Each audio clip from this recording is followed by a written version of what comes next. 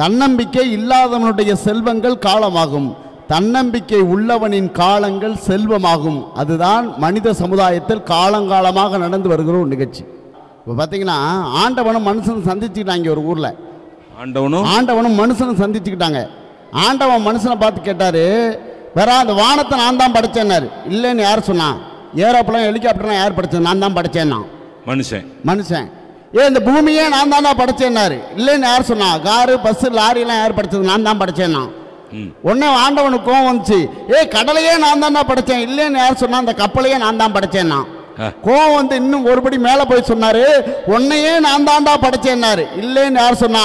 கோயில் கட்டி கும்பாபிஷேகம் பண்ணி இன்னைக்கு காஞ்சிபுரத்தில் அத்தனை கோயில்களையும் படைத்திருக்கேன், உன்னையே நான் தான் படைச்சேன் நான் மனுஷன். ஒரே ஒரு செய்தியை சொல்றேன். 2 திருக்குறள்ல 1330 குறள்ல 2 திருக்குறள்ல தான் வள்ளுவர் துணைக்கால் போடாமல் எழுதினார். 2 திருக்குறள் தான் வள்ளுவர் துணைக்கால் போடாமல் எழுதினார். ஒரு திருக்குறள், கற்க கசடர கற்பவை கற்றபின் நிற்க அதற்கு தக. ஒருவன் கல்வி என்பது வாழ்க்கையில கற்கணும், அந்த குறள்ல துணைக்கால் போடாமல் எழுதினார். அடுத்த திருக்குறள், எண்ணி துணிக கருமம் துணிந்தபின் எண்ணுவம் என்பது இடுக்கு.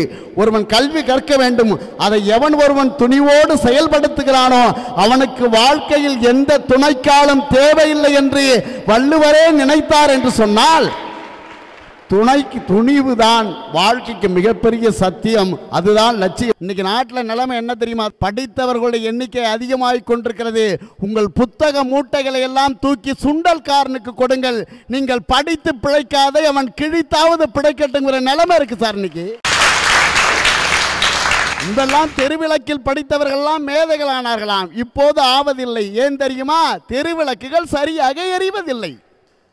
இன்னைக்கு நாட்டில் நிலைமை அப்படி இருக்கு.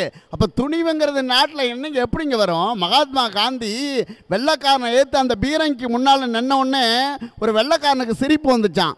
அவன் மகாத்மாவை பார்த்து ஏளனமாக சிரிச்சிட்டு கேட்டானா, உன்னை தவிர வேறு எந்த தலைவனும் எங்களை எதிர்த்து போட்டியிடத்துக்கு ஆள் கிடைக்கலையா? உன்னை தவிர வேற எந்த தலைவனும் இந்தியாவுக்கு இல்லையான்னு கேட்டப்போ மகாத்மா ரொம்ப பொறுமையாக பதில் சொன்னாராம், இருக்காங்க, ஆனால் உனக்கு நானே போதும்னு நினைச்சிருக்காங்க அவங்க. வாழ்க்கையை நீங்கள் அந்த துணிவு தாங்க வாழ்க்கையில் வெற்றி பெறுச்சு. ஒன்று நீங்கள் நினைச்சு பாருங்க, இன்னைக்கு கோவேறு கழுதைகளை அறுத்து கறி சமைத்து வைத்திருந்தாங்க. இந்திய சுதந்திர போராட்டத்தில் நேதா சுபாஷ் சந்திர போஸ் ஒரு முறை வந்து கலந்து கொள்றப்போ கோவேறு கழுதைகளை அறுத்து கறி சமைச்சு வச்சிருந்தாங்க. யாருமே சாப்பிடல சார். நேதா சுபாஷ் சந்திர போஸ் நேரம் வந்தாரு, தட்டை எடுத்தாரு, கோவேறு கழுதை உணவை எடுத்து போட்டாரு, அவரே சாப்பிட்டாரு. எல்லாரும் ஆச்சரியமா பார்த்தாங்க, கோவேறு கழுதையை போய் சுபாஷ் சந்திர போஸ் சாப்பிட்றாரேன்னு.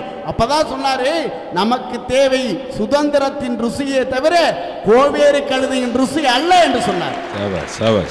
எவ்வளவு பெரிய மனிதர், எவ்வளவு பெரிய துணிச்சல் தெரியுமா? போப்பாண்டவரை சந்திக்கிறதுக்கு ஒரு வாய்ப்பு கிடைச்சது. நம்மளா இருந்தா என்ன கேட்போம்? தன்னுடைய சொந்த காரியங்களை தான் நிறைய பேர் கேட்டிருக்காங்க. ஆனால் போப்பாண்டவரை சந்திக்க வாய்ப்பு கிடைச்ச போது அண்ணா கேட்டார், கோவா என்கிற ஒரு மாநிலத்திலே ராணடே என்கிற ஒரு போர் வீரன் அந்த மாநிலத்துக்காக போராடி 23 ஆண்டு காலம் சிறையில் இருக்கிறான். அந்த மனிதனை நீங்கள் விடுதலை செய்ய வேண்டும், நீங்கள் சொன்னால் அவர்கள் விடுதலை செய்வார்கள் என்று அண்ணா கேட்டார். ராணடே விடுதலை ஆகிவிட்டான். ராணடே அண்ணாவை பார்க்க வேண்டும் என்று துடிதுடிக்கிற அந்த கரங்களோடு மாநகரத்துக்கு, சென்னை மாநகரத்துக்கு வந்தான். அண்ணாவின் இறுதி ஊர்வலம் போய்கொண்டிருந்தான். அண்ணாவுக்காக யார் அழுதார்களோ இல்லை, ராணடே அழுகிறான் அழுகிறான் அழுகிறான் என்று சொன்னானே. அப்படிப்பட்ட ஒரு மனிதன் இல்லைங்களா? எவ்வளவு துணிச்சல், எவ்வளவு துணிச்சல். CS சுப்பிரமணியன் ஒருத்தர் காங்கிரஸ் கட்சியில் ஒரு முறை சட்டசபையில் பேசியிருந்தப்போ அண்ணா எந்திரிச்சு, உங்களுடைய பேச்சை கேட்டேன், இயேசுவினுடைய மலை பிரசங்கம் போல் இருந்ததுன்னாராம். உடனே CS சொன்னாரு, உடனே என்னையும் இயேசுவை போல் சிலுவையில் அறைந்து விடாதீர்கள். உடனே அண்ணா எழுந்திரிச்சு சொன்னார், இயேசுவை சிலுவையில் அறைந்தவர்கள் எதிர்கட்சிக்காரர்கள் அல்ல, கூடவே இருந்தவர்கள் தான். எவ்வளவு அறிவான துணிச்சலான பேச்சு. அதுதான் இந்த சமுதாயத்தை மேல கொண்டு வந்துச்சு. இன்னைக்கு உலகத்துல எத்தனையோ போராட்டங்கள், போர்கள் நடந்து கொண்டிருக்கிறது, எத்தனையோ போர் நடந்துட்டு இருக்கு. ஆனா ஒண்ணு எதிர்த்து போராடுகிற திறமை இன்னைக்கு நாளில் எப்படி இருக்குன்னா, ஈழத்துல ஒரு போர் நடக்கிறது. ஈழத்துல ஒரு போர் நடந்தது. ஒரு காதலன் காதலியை விட்டுட்டு போருக்கு போறான். காதலியை விட்டுட்டு போருக்கு போறான். காதலி கேட்கிறா, ஒருவேளை நீ என்னை திருமணம் செய்து கொள்ளாமல் இறந்து போயிட்டீன்னா என்ன செய்யறது? இறந்து போயிட்டுனா என்ன செய்யறது? அவன் தெளிவா சொன்னான், அடிமை ஈழத்தில் நாம் காதலர்களாக இருப்பதை விட சுதந்திர ஈழத்தில் கல்லறைகளாகவே இருப்போம், அதுதான் நமக்கு நிம்மதி என்று சொன்னாங்க. அப்படிப்பட்ட போராளிகள் துணிவே துணையாக இருந்த காரணத்தினால்தான் இன்றைக்கு வாழ்க்கையில் வெற்றி பெற்றிருக்கிறார்கள் என்று சொல்லி என்னுடைய வாதத்தை நிறைவு செய்கிறேன்.